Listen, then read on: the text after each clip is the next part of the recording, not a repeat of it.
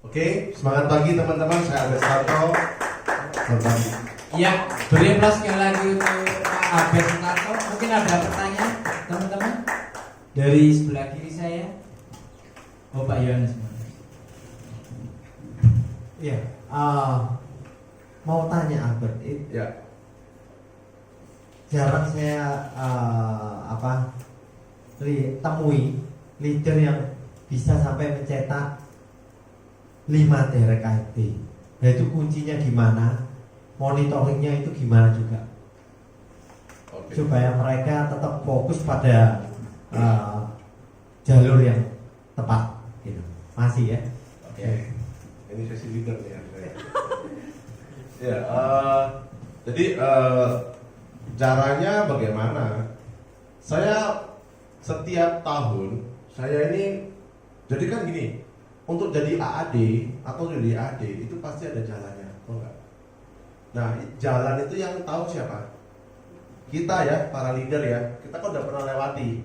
Jadi kita ngerti dong. Contoh, misalkan begini. Untuk jadi AD butuh 1,2 miliar. Nah, para leader kan tahu. Yang udah AD terutama, Anda kan tahu. Misalkan sampai Juni, itu dia harus capai berapa? Gitu kan? Nah, ya udah itu yang dikontrol. Jadi kalau misalkan gini, sampai Juni omsetnya masih 200 juta, pasti nggak beres dong, nggak bisa naik di tahun depan. Kayak gitu. Nah, kalau udah mendekati Juni dan omsetnya masih segitu, saya biasanya pepetin. Saya motivasi lagi, saya gali lagi hot buttonnya. Jadi itu yang saya lakukan. Saya lihat kalau udah on the track, ya udah saya tenang. Tapi kalau udah masih nggak on the track, saya pepetin. Gitu. Ya, terjawab ya. Itu cara monitornya sebegitu sih. Jadi kita yang paling tahu untuk AAD. Saya lihat misalkan sampai bulan apa nih? Bulan Juni, ya minimal 100 lah, misalkan begitu. Kalau masih minimal 60, 20, ya kan masih jauh banget. Berarti tingkat mepetingnya lebih intens lagi. Tapi kalau udah mungkin misalkan sampai 100 dan menurut kita 100 oke gitu ya. Ya udah, berarti kan udah on the track. Tinggal kita lihat Agustusnya sampai Agustus berapa. Nah itu dari kita yang tentuin. Karena Anda yang paling ngerti. Saya rasa para leader udah pasti pengalaman akan hal ini. Para yang promosi Star Club pun juga pengalaman. Yang suka promosi Star Club, Anda pasti tahu dong. Sampai bulan September, Oktober omsetnya masih 100 juta. Bisa Star Club nggak? Berat kan? Nah itu kan kita yang ngerti, betul nggak? Untuk dia capai Star Club 600 juta, butuh effort yang lebih tinggi kan? Kayak gitu. Nah nggak semua orang punya effort itu. Berarti kita harus monitoring. Kalau untuk target Oktober ya setidaknya harus 400 lah. Misalkan begitu. Ya. Terjawab ya? Oke. Ada pertanyaan lagi? Yang sebelah kiri, sebelah kanan sekarang. Boleh cerita tentang mencapai PCC-nya yang sampai sebelum due date sudah dapat? Oke. Untuk PCC ya. Jadi waktu di bulan-bulan April itu saya perhatikan kesempatan. Jadi ini, saya waktu itu keluar PPH Plus pertama kali, ya saya benar-benar baca tuh agency update ya satu-satu. Nah, saya rasa terus kita kan dulunya sebelum sebelum ada PPH Plus, jujur aja ya, kita jarang jual PHS atau PPH karena kan dihantam kanan kiri kan kalah, betul ya. Jadi kan banyak kan jualnya ke CCB biasanya, ke Linktem, CCB gitu ya. Nah setelah saya baca PPH Plus dan lain-lain, saya melihat banyak peluang di sini.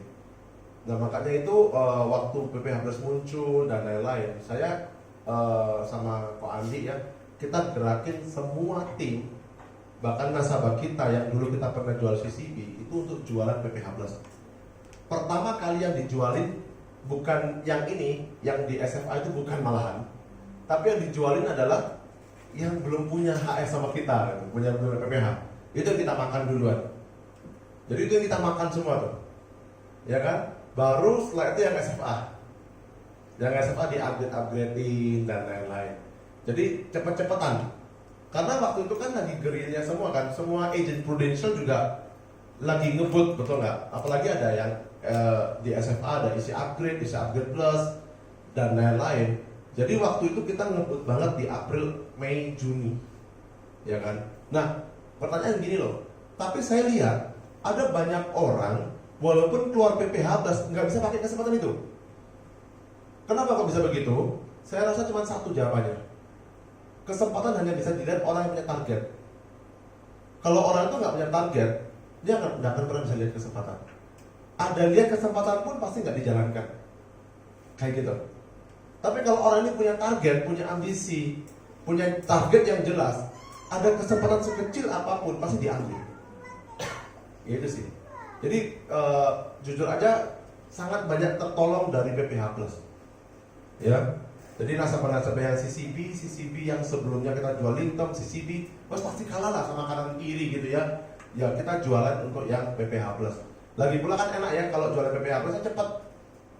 Sama orang-orang kayak gitu kan cepat. Kan dia belum punya kartu kesehatan di Prudential. Jadi kita jual kan gampang. Kalau dia punya kartu di asuransi lain, ya terserah dia kan. Kita suruh buka aja di Prudential, karena Prudential paling bagus. Ini aja terakhir kita ada orang yang dulu punya ACE ya. ACE itu mahal ya. Jadi tahun 2012 orang itu buka di ACE, usianya 58 ya. Itu 1 juta per bulan. Itu biaya asuransinya 400.000. Ya. Ini 7 tahun. Kemarin kita ngobrol-ngobrol sama dia bilang ini, saya udah punya ACE, cukup kan? On bill juga. Oh iya.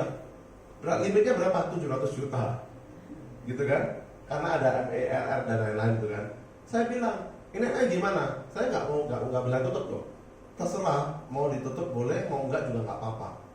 Cuman saya kasih tahu ya. Terus saya tunjukin semua. Dia bilang, ini kalau saya 7 tahun rugi loh, saya udah rugi 60 juta dia bilang. Tinggal 24 juta ini duitnya soalnya, 22 juta.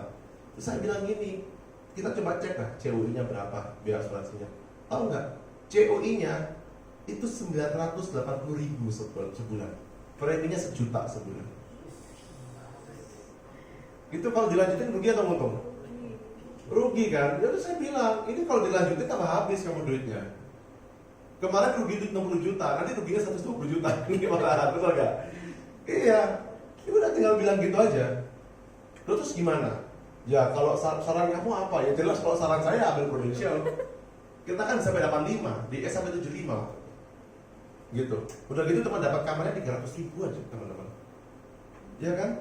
Jadi kita lebih bagus banyak. Ya, dari situ-situ yang kita ambil biasanya. Jadi nasabah-nasabah yang dulu punya nasabah kita CCB Linkem, kita tawarin dan kita gerak cepat karena kita tahu se-Indonesia masih gerak. Jadi kita cepet-cepetan gitu kan, rebutan gitu kan. Nasabahnya itu doang. Kan nasabah yang kita prospek pasti orang-orang yang ngerti asuransi kan yang pertama.